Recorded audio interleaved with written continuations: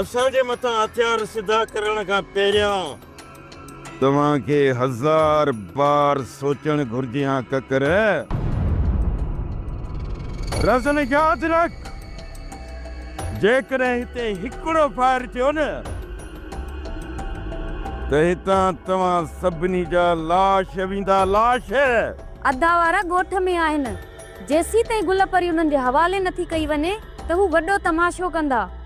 हितां त वञण वारा हू बि कोन्हनि।